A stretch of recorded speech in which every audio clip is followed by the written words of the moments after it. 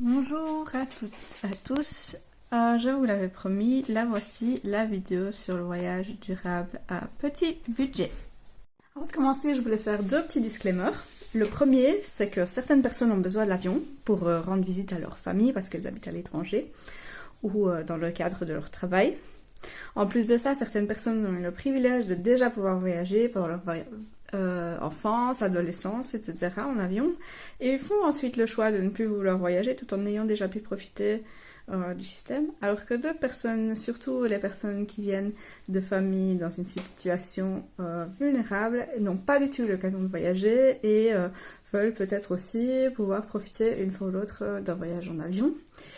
Donc voilà, cette vidéo n'est pas du tout là pour culpabiliser ces personnes-là, mais plutôt pour que les personnes qui ont le privilège d'avoir peut-être déjà pu voyager ou de vouloir faire des choix plus durables, voilà, c'est une vidéo pour les accompagner à faire ça. Le deuxième disclaimer que je voulais faire, c'est que, ok, c'est super cool de voyager durable, mais les efforts individuels ne sont pas du tout suffisants pour répondre à l'urgence climatique et sociale face à laquelle on est. Et donc, il faut évidemment pas se dire que c'est parce que chacun fait ses petits efforts de colibri que tout va bien se passer. Il faut plutôt aussi voir comment on peut s'organiser collectivement pour une société meilleure. Cette vidéo est aussi là pour les personnes qui ont le privilège de vivre dans des endroits qui sont desservis par les transports en commun. Je sais que sur certains continents, c'est pas facile de voyager loin sans avion. Heureusement, en Belgique, au Luxembourg, en France, on est plutôt pas mal situé. Donc voilà, je vais plutôt parler de ce point de vue-là. La première chose à savoir concernant les voyages durables, c'est que la plus grosse partie de l'impact environnemental du voyage, ça va être le moyen de transport qui est choisi pour rejoindre la destination à atteindre. Je ne vous cacherai pas que le plus gros émetteur, comme vous l'aurez sûrement deviné, c'est l'avion. L'avion est ensuite suivi de la voiture. Alors évidemment, ça dépend de combien de personnes il y a dans la voiture. Donc si vous faites du covoiturage, il se peut que ce soit une assez bonne option. Ensuite, il y a tout ce qui est train et bus domestiques. Après viennent les cars. Ensuite viennent les trains grande vitesse, comme par exemple le Thalys, les trains ICE en Allemagne, etc. Et tout en bas, avec le moins d'émissions, on a les ferries, donc le transport par voie maritime ou fluviale. Du coup, comme c'est le transport qui a le plus gros impact, c'est vraiment le choix du moyen de transport qui va vous permettre de voyager le plus durablement ou non. Il y a bien entendu d'autres critères aussi qu'on va aborder plus tard dans la vidéo, mais le choix du moyen de transport est crucial. Alors, tout comme vous, peut-être, ça m'est déjà arrivé plein de fois de comparer les prix des transports, de me rendre compte qu'en fait, que ce soit au niveau financier ou logistique, c'est assez compliqué de voyager durablement. Du coup, je vais vous donner quelques petites astuces qui vont, j'espère, vous aider. Ça m'est déjà arrivé de regarder, par exemple, comment faire Bruxelles-Madrid, on va dire, en train. Me rendre compte que ça allait me coûter 300 € l'aller simple, alors qu'un vol Ryanair serait peut-être, on va dire, à 15, 20, 25 €. Donc on se dit, ah waouh, il y a quand même une grosse différence. Les prix des trains varient super grandement en fonction du pays, de la date à laquelle vous allez réserver, etc., etc. Mais je vous rassure, les trains ne sont pas non plus la seule option pour voyager de manière durable. Les trains, c'est un peu genre de Graal, de l'écologie. On s'imagine que le train, c'est super méga bien et tout. Mais le train, c'est vraiment un moyen de transport qui est souvent emprunté par les personnes qui sont privilégiées. Tandis que si vous regardez, par exemple, dans les bus à longue distance, donc en car surtout, et ben, ça va être plutôt des personnes moins privilégiées qui vont voyager et le prix est beaucoup, beaucoup plus abordable. Pour l'instant, voyager vers, par exemple, l'Espagne ou le Portugal en train, c'est vraiment cher et compliqué parce qu'il n'y a pas souvent de liaison directe. Par exemple, entre Madrid et Lisbonne, il n'y a pas de liaison directe alors qu'ils sont vraiment super proches. Du coup, si vous voulez aller directement depuis le nord-centre de l'Europe jusqu'à cette destination-là, je vous conseillerais vraiment de voyager en car. Il y a notamment la compagnie Iberocoach qui est liée à Flixbus qui propose des liaisons. Et alors, en fonction du moment où vous réservez, vous pouvez aller par exemple pour 40-50 € au Portugal. Alors vous allez me dire, oui, mais j'ai pas envie de faire 35 heures de bus pour aller au Portugal. Effectivement, il y a des personnes qui n'ont pas forcément le temps de prendre autant de congés pour voyager. Ce qu'il faut vous dire, c'est que en fait, le trajet fait partie des vacances. C'est pas juste se dire, ah ben voilà, je vais perdre 35 euros dans les transports. Ce qui se passe, c'est que vous allez pouvoir rencontrer des gens, vous allez pouvoir discuter, vous allez pouvoir voir du paysage, vous arrêter lors des arrêts de bus et tout ça. Donc moi, à chaque fois que je l'ai fait, ça a vraiment ajouté un plus à mes vacances parce que j'avais l'impression de voilà, vraiment aller d'un endroit à l'autre en pouvant profiter pleinement de ce qui se passait durant ces heures de voyage. L'autre avantage du bus, c'est que en général, vous n'êtes pas trop limité au niveau des bagages. Ils ne contrôlent pas du tout le poids ni la taille des valises. En général, ils vous disent que vous pouvez avoir une grosse valise et un ou deux bagages à main. Et ça passe complètement. Donc, vous ne devez pas trop vous tracasser. Donc, vous arrivez dans le bus et vous déposez vos bagages. Ils vous aident même à les mettre dans la soute bien souvent. Et puis, vous vous asseyez dans le train. Vous n'avez pas besoin de faire la file dans les aéroports. Pas besoin d'arriver 1h30 à l'avance. Voilà, vous devez vraiment pas vous tracasser. Donc moi, je trouve que c'est une solution vraiment super simple et super agréable de voyager en bus. Alors oui, la première fois, je me suis dit, sérieusement, je vais faire 35 heures de bus pour aller au Portugal. 35 heures de bus, ça va jamais aller, ça fait genre un jour et demi. Et au final, je trouvais que ça passait super vite. Une fois, ça m'a même arrivé de réserver 40 heures de bus pour faire Aix-la-Chapelle-Lisbonne. Et je m'étais dit, je vais pas le faire 2 fois, le retour, je vais le faire en avion. C'était la première fois en 7 ans que je prenais un vol, donc j'ai brisé ma super chaîne d'années sans vol à cause de ça. Et au final, j'ai détesté l'aéroport, j'ai dû faire la file 40 000 fois, je déteste faire la file. Tu comprends jamais par où tu dois aller, à quel gate, machin, truc, enfin voilà. Mais ça, c'est une question de préférence personnelle, mais en tout cas, j'aurais préféré au final faire 2 fois les 40 heures de bus pour rejoindre la destination et rentrer chez moi. L'autre avantage avec les bus, c'est que vous n'êtes pas obligé de réserver 40 000 ans à l'avance pour avoir des prix décents. Même parfois, si vous réservez, je vais dire, allez, 1 semaine à l'avance, vous pouvez encore avoir des bons prix et être sûr d'avoir des places. Donc ça, c'est vraiment top si vous aimez bien prévoir vos voyages pas trop longtemps à l'avance. Si vous voulez plutôt aller vers l'Est, donc je parle là de l'Allemagne, le Danemark, on va dire les pays scandinaves, la Pologne, la Roumanie, etc., il y a des trains qui ne coûtent pas trop cher et qui vous permettent d'aller à destination. Ce qui se passe avec ces trains-là, c'est qu'il faut en général réserver assez longtemps à l'avance pour bénéficier d'un bon prix. Il y a 2 sites web que je vous conseille pour voir les trajets de train pour les réserver. Alors d'un côté, il y a Trainline. Trainline, c'est vraiment très utile comme site si on veut voir les trajets qui sont possibles, surtout si les trains qu'on prend vont traverser plusieurs pays. Parce que ce site va centraliser les offres des différents partenaires ferroviaires des différents pays européens. Donc ça peut être vraiment un site top. En plus, souvent, il compare avec les offres de bus disponibles. Donc vous pouvez vraiment voir quel est le moyen le moins cher, le plus rapide d'arriver à votre destination. De nouveau, pour aller vers l'Est, je vous conseille aussi d'utiliser le site de la Deutsche Bahn. Donc la Deutsche Bahn, c'est la société ferroviaire allemande et en général leur site propose assez bien toutes les connexions que ce soit depuis la Belgique, la France, ensuite vers la Pologne, etc. Et les trains à grande vitesse en Allemagne sont assez chers si vous réservez vraiment très près de la date, mais si vous réservez longtemps à l'avance, donc je vais dire allez, minimum 1 mois à l'avance, vous pouvez en général avoir des prix assez avantageux. Par exemple, pour 30 € j'ai pu faire Belgique Varsovie juste la semaine passée. Donc au final c'était vraiment un très bon prix pour rejoindre une destination aussi lointaine. Je pense que ça fait quand même à peu près à mon avis 1000 km. Donc voilà, 30 € pour faire 1000 km, il n'y a pas photo, c'est vraiment un très bon prix. Vous voyagez dans des conditions de confort un peu supérieures au bus. Donc dans le train, en général, vous avez un peu plus de place pour vos jambes, vous pouvez circuler plus facilement. Il y a de plus grandes fenêtres pour voir le paysage, etc., etc. Donc vraiment pour tout ce qui est pays, Autriche, Allemagne, Pologne, Roumanie, etc., etc., je vous conseille de passer par ce site-là. Donc Trainline et le site de la Deutsche Bahn qui vont vous permettre d'avoir des prix avantageux si vous réservez suffisamment longtemps à l'avance. Ce qu'il faut savoir aussi, c'est que parfois vous devez payer le billet du train plus une réservation de siège. La réservation de siège en général ça coûte 4 à 6 euros par trajet et ça vous permet d'avoir la garantie d'avoir une place assise dans le train. Ce qui peut être pas mal si vous faites de nombreuses heures de train, donc ça c'est un petit frais supplémentaire à prévoir. Une autre option pour voyager en train à travers plein de pays, c'est d'opter pour un pass Interrail ou Interrail si vous préférez la version anglaise. Bref, en gros c'est un pass que vous allez acheter, ça coûte, ça dépend vraiment le nombre de jours sur lesquels vous voulez voyager, les pays que vous voulez faire, etc.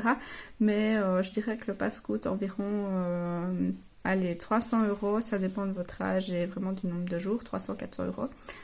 Et une fois que vous avez ce pass, vous pouvez sur une journée de voyage prendre un nombre illimité de trains n'importe où en Europe. Du coup, vous pouvez acheter ce pass. À certaines périodes de l'année, il y a même des réductions sur le pass, 10%, 20% de réduction. Donc, je vous conseille de l'acheter à ces périodes-là de l'année. Je pense que notamment le mois de mars, ils font des réductions en général. Et alors, vous pouvez acheter votre pass et décider, voilà, je veux voyager à partir de, j'invente, du 15 juillet. Et alors, vous allez pouvoir voyager à cette période-là de l'année. Ce qu'il faut quand même savoir avec le pass Interrail, c'est qu'en général, quand vous prenez des trains grande vitesse ou des trains de nuit, vous allez devoir payer un supplément qui varie entre, je sais pas moi, 4 et 30 euros pour pouvoir garantir votre réservation de place. Donc il faut quand même bien vous organiser, surtout si vous prenez des trains à grande vitesse et calculer si c'est vraiment rentable d'avoir ce pass. Parce qu'au final, vous allez payer les 300 euros du pass, plus par gros trajet, 10, 20, parfois même 30 euros. Donc au final, ça revient quand même assez cher. Ce qui est quand même vraiment intéressant, c'est qu'il y a aussi des passes Interrail qui sont valables pour un pays. Donc si vous avez décidé de faire le tour de l'Espagne, vous pouvez acheter le pass Interrail pour l'Espagne. Ça va vous coûter... je n'ai pas vérifié les prix, mais peut-être une centaine d'euros. Et avec cette centaine d'euros, vous allez pouvoir prendre tous les trains que vous voulez en Espagne pour une durée limitée ou un nombre de jours de voyage limité. Donc ça peut être vraiment intéressant. Maintenant, ça veut dire que vous ne pourrez pas voyager de votre pays d'origine jusqu'à l'Espagne. Il va quand même falloir trouver un moyen de transport supplémentaire pour faire ce déplacement-là. Le dernier moyen de transport dont je voulais vous parler dans cette vidéo, c'est le covoiturage, enfin l'autostop. Donc c'est le fait de voyager avec d'autres personnes qui prennent déjà la voiture. Il y a des groupes Facebook, surtout covoiturage Belgique-France par exemple, où vous pouvez trouver des trajets avec des personnes qui vont effectuer le trajet, qui vont proposer à d'autres de cotiser un petit peu pour leurs frais de voiture et d'aller d'un point A à un point B. Il y a aussi évidemment l'application bien connue Blablacar où vous allez pouvoir directement checker sur l'appli quels sont les trajets que vous pouvez faire en Blablacar. Donc ça peut être intéressant, surtout s'il n'y a pas de train, pas de bus entre les endroits où vous voulez aller. Ça peut être vraiment très chouette. Ce qu'il faut savoir, c'est que sur les liaisons assez courtes ou même les plus longues, en général les gens ne mettent les voyages que quelques jours à l'avance sur l'appli, voire un jour à l'avance ou le jour même. Donc ça veut dire que si vous avez envie de vraiment planifier votre voyage et que la liaison que vous voulez faire n'est pas vraiment super courante, il se peut que vous ne trouviez pas de voyage, mais ça peut quand même être une super opportunité pour voyager pour pas trop cher, notamment entre la Belgique et la France, il y a beaucoup de liaisons, en Allemagne il y a beaucoup de liaisons, donc ça peut être vraiment un bon plan. Sans parler de l'autostop, alors évidemment il faut être un peu aventureuse pour pouvoir faire de l'autostop parce que vous ne savez jamais à quelle heure vous allez trouver quelqu'un, jusqu'à où il va vous emmener, etc. Mais ça peut être vraiment une super opportunité à la fois de rencontrer des gens et de voyager sans dépenser un seul euro. Donc ça c'est quelque chose que j'ai déjà fait. Maintenant si vous avez des gros bagages, ça veut dire que ça va rendre plus difficile votre voyage en autostop parce que vous allez devoir trouver quelqu'un qui a une voiture qui permet d'avoir vos bagages. Pareil si vous êtes à plusieurs, etc. Et certaines personnes diront que ça comporte pas mal de risques. surtout si vous êtes une femme, mais en général il n'y a pas beaucoup de problèmes. Vous pouvez aussi regarder sur internet, il y a pas mal d'infos sur est-ce que c'est sécurisé ou non dans le pays où vous voulez vous rendre. Et donc voilà, ça c'est une bonne possibilité.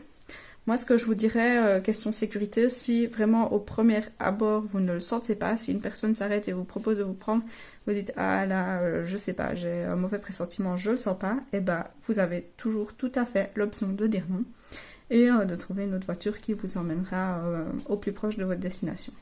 Maintenant, je voulais vous parler aussi de l'hébergement parce que ça peut aussi être un gros poste, tout comme la nourriture, qui va vous prendre facilement du budget si vous ne savez pas comment vous y prendre. Pour ma part, j'ai la chance que grâce à l'activisme, mon travail, etc., j'ai des amis un peu partout dans le monde et donc à chaque fois que je voyage, je loge en général chez des gens que je connais, donc ça me permet de ne pas débourser un seul euro et en plus de passer du temps avec mes amis. En général, je prévois même des voyages expressément pour visiter ces personnes. Donc ça, c'est un avantage que j'ai, mais il se peut très bien que vous n'ayez pas d'amis qui habitent à l'étranger ou dans l'endroit où vous vouliez vous rendre vacances. Alors il y a d'autres solutions. Il y a notamment le site Couchsurfing. C'est un site assez intéressant parce que c'est un site où des personnes vous proposent de vous héberger, soit dans une chambre d'amis ou alors simplement sur le canapé. Et donc vous pouvez vous retrouver en plein centre d'une ville où un hébergement vous coûterait super cher et juste loger chez quelqu'un qui va peut-être même vous servir de guide local, etc. etc. En général, c'est un site où il faut un échange donnant-donnant. Donc ça veut dire que si la personne vous accueille, vous aussi, vous pouvez potentiellement offrir votre logement à une autre personne. Donc ça, c'est une bonne option. Ce que j'ai aussi déjà fait plusieurs fois, surtout quand je suis restée sur des plus longues durées, c'est le bénévolat. Alors le bénévolat, il y a plein d'options et ça peut être vraiment super chouette pour s'insérer dans une communauté locale, pour vraiment apprendre peut-être une langue, apprendre comment vivent les locaux, etc. Et donc il y a plusieurs options. Il y a notamment le site du Woofing. Ce qui est un peu embêtant, c'est qu'avec le site du Woofing, vous devez payer une inscription par pays dans lequel vous voulez faire de le Woofing. Et ensuite, vous avez accès au contact de différentes fermes bio, parce que le Woofing, c'est en fait se rendre bénévole dans une ferme bio, quelque part n'importe où dans le monde. Et grâce à une vingtaine d'heures de travail par semaine, vous avez un hébergement et la nourriture, tous les repas qui sont gratuits. Donc en fait, c'est vraiment une super opportunité pour pas dépenser un seul sou durant tout votre séjour. Souvent les autres sont sympas, vous faites de belles rencontres, vous pouvez emprunter un vélo sans payer de suppléments, etc. Parfois les hébergements sont super confortables, d'autres fois on vous demande de loger dans une caravane ou de prendre votre tente. Ça dépend un peu de la saison à laquelle vous voulez voyager, mais il y a vraiment blindé de possibilités. Tout comme le Woofing, il y a d'autres sites qui vous permettent d'être bénévole dans des fermes, mais aussi dans d'autres structures, dans des ASBL, dans des familles qui construisent leur maison de manière écologique, ou voilà, il y a vraiment plein de possibilités, donc en fonction de vos centres d'intérêt, de vos capacités physiques, du groupe avec lequel vous voyagez, vous avez la possibilité de contribuer à une famille ou à une communauté de manière différente en échange de l'hébergement et de la nourriture. Donc d'autres sites qui proposent ce genre de service, c'est HelpX et Workaway. Donc grâce à ces deux sites-là, ce que vous faites, c'est vous vous inscrivez sur le site, vous payez une petite inscription, donc c'est une petite contribution, je crois que c'est maximum 50 €, donc c'est quand même un budget, mais après vous avez accès à tous les autres pendant une certaine durée, donc vous pouvez même partir plusieurs fois grâce à cette inscription-là. Et donc ça vous permet de ne rien payer du tout, ni pour l'hébergement, ni pour la nourriture. En plus de ça, comme on parlait de voyage durable, voilà, contribuer à une ferme écologique, ça peut être une super manière d'avoir non pas un impact négatif, comme dans certains voyages, mais un impact positif sur la communauté. Donc c'est vraiment une super opportunité de faire un voyage en immersion totale et très durable et socialement équitable. Si jamais ces formules d'hébergement ne vous conviennent pas, il y a évidemment d'autres options, comme par exemple les sites Booking et Airbnb. Vous pouvez aussi utiliser le site Booking juste comme un moteur de recherche pour trouver l'hébergement et puis réserver directement en téléphonant à l'hébergement, donc pour ne pas donner des sous à une grosse boîte comme Booking et donner 100% des revenus à l'hébergement. Donc ça c'est une manière plus équitable et plus local de pouvoir voyager.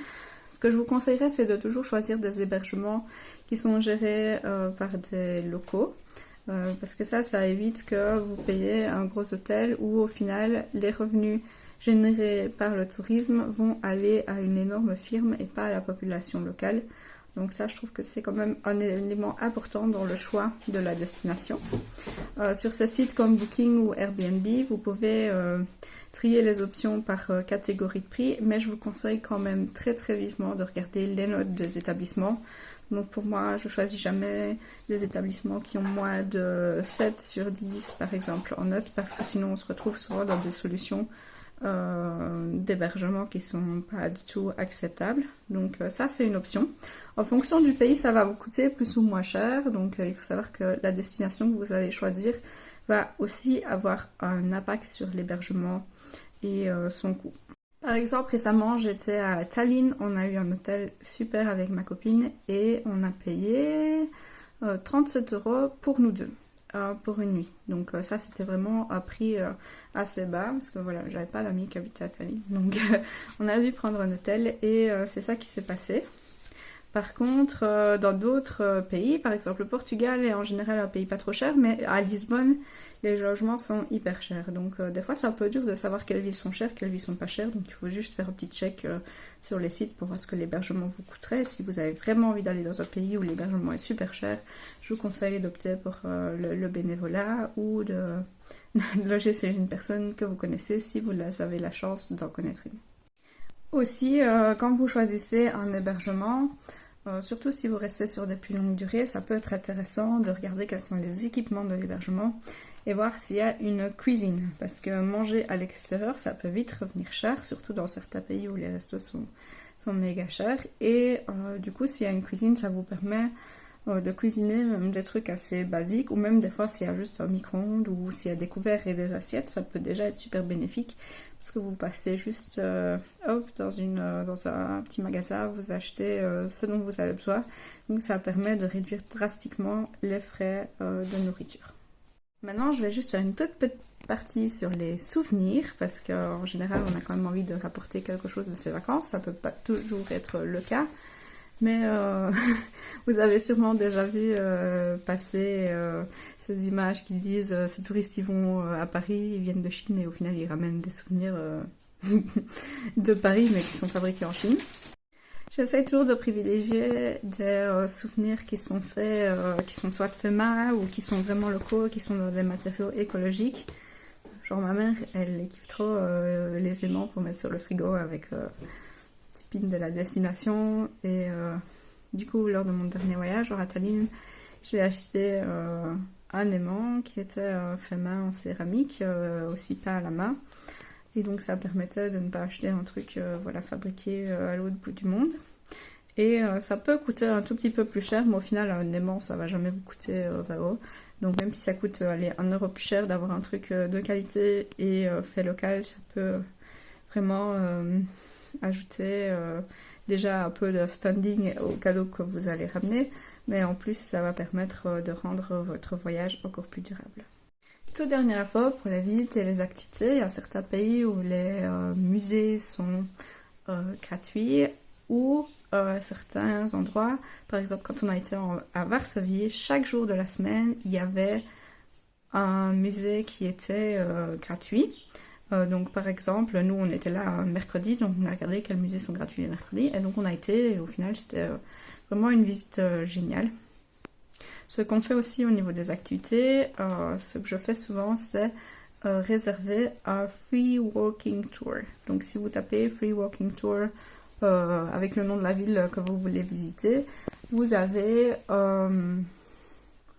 un tour guidé qui dure entre 1h30 et 3 heures en général, de la ville par un guide qui va vous donner toutes les explications. Souvent c'est en anglais, mais parfois il y a la possibilité de l'avoir en français ou dans d'autres langues. Donc je vous conseille vivement de réserver ça. Donc c'est pas tout à fait gratuit parce que en général ils vous demandent de laisser pourboire à la fin du tour, mais vous laissez vraiment ce que vous voulez. Et comme il y a plein de gens, et en général il y a aussi de vieux riches qui vont donner plein de sous comme pourboire, même si vous avez envie de laisser que très peu d'argent, suite à ce tour, on ne va pas vous juger, vous allez voir que ça va être compensé par d'autres gens qui vont pouvoir donner plus. Donc ça c'est vraiment un bon truc pour avoir une belle visite de cet endroit et de ne pas devoir débourser beaucoup trop pour une visite guidée ou pour un tour guidé. Donc voilà, ça c'est déjà pas mal d'astuces que j'ai pu récolter parce que j'ai pu faire pas mal de voyages dans les dernières années. J'ai eu beaucoup de chance de pouvoir voyager. Et en général, pendant un voyage, j'aime bien faire des voyages itinérants et je vais combiner plusieurs de ces solutions. Donc, dernier voyage qu'on a fait, on est parti... moi, je suis partie de Belgique, ma copine est partie d'Allemagne. On est allé à Varsovie, on a passé une nuit, puis une nuit à Tallinn en Estonie. Et ensuite, on a passé 4 nuits à Helsinki chez une connaissance. Donc, on a combiné les trains, les bus, les types d'hébergement. Donc, il faut un peu voir ce que vous voulez faire. Ça demande un peu d'organisation, mais au final, grâce aux astuces que je vous ai données, j'espère que ça va vous permettre de vous simplifier un peu la vie. Maintenant, je voulais vous donner 2-3 exemples de voyages que j'ai pu faire, qui étaient durables et qui m'ont pas coûté un pont. Donc voilà. Un des premiers voyages que j'ai fait un voyage de 2 semaines dans le Larzac, donc c'est dans le sud de la France. Je suis partie dans une ferme bio, c'était vraiment une expérience super inoubliable. Et donc pour 2 semaines de voyage, je m'excuse, mais la paf font du bruit en arrière-plan. Mais donc pour 2 semaines de voyage, je pense que j'ai dépensé juste l'argent du trajet, donc c'était à peu près 70 € pour le Blablacar pour aller dans le sud de la France. Donc on a fait une partie en Blablacar et puis une partie en autostop. Et on a eu la chance qu'au retour, on a eu des personnes qu'on connaissait qui étaient en vacances dans le sud de la France et qui nous ont repris et remonté en Belgique. Donc là, on n'a pas payé le trajet. Donc là, c'était un peu de la chance aussi. Mais donc voilà, pour 2 semaines de vacances, on a payé une 70 €. Donc ça, c'est vraiment super top. Maintenant, un voyage qui a coûté quand même pas mal plus cher, mais où on a pu vraiment faire le maximum du maximum de ce qu'on pouvait faire. On est parti 4 semaines avec un de mes ex-partenaires faire un tour d'Europe. Donc là, on avait acheté un pass Interrail et on est parti vers le sud-est de l'Europe.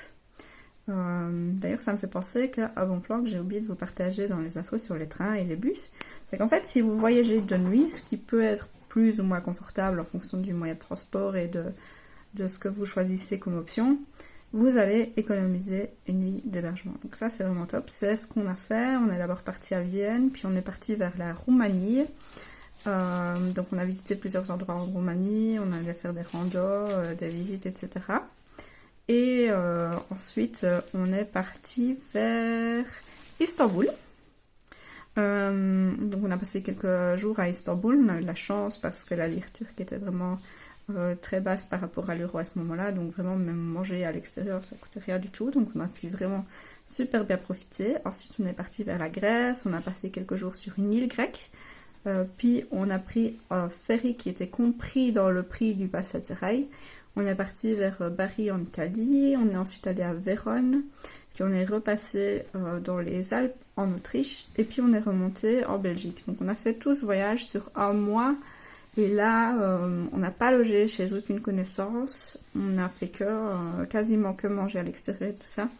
Et pour un mois de voyage, on a payé 1 000 €. Donc ça, c'était vraiment genre le gros voyage de ma vie où j'avais bien économisé. Mais voilà, ça c'est quand même déjà un plus gros budget de voyage. Mais on a pu, par rapport à ce budget-là, vraiment faire beaucoup avec ce qu'on avait. Donc ça, c'était vraiment top. Voilà, j'espère que cette vidéo vous aura servi, vous aura donné envie de voyager de manière plus durable, vous aura donné des astuces pour ne pas ruiner votre budget quand même pour pouvoir voyager. En tout cas, si vous avez des bons plans à partager, si vous avez des questions, les commentaires sont ouverts dans la vidéo. Donc vraiment, n'hésitez pas. Et j'étais dans pas mal de pays en Europe, donc si vous avez des questions, genre sur les trains, les bus, quel est le meilleur moyen de transport, machin, bidule, bazar, n'hésitez pas à poser vos questions et je ferai de mon mieux pour y répondre si je peux. Merci beaucoup et ouais, passez une bonne journée.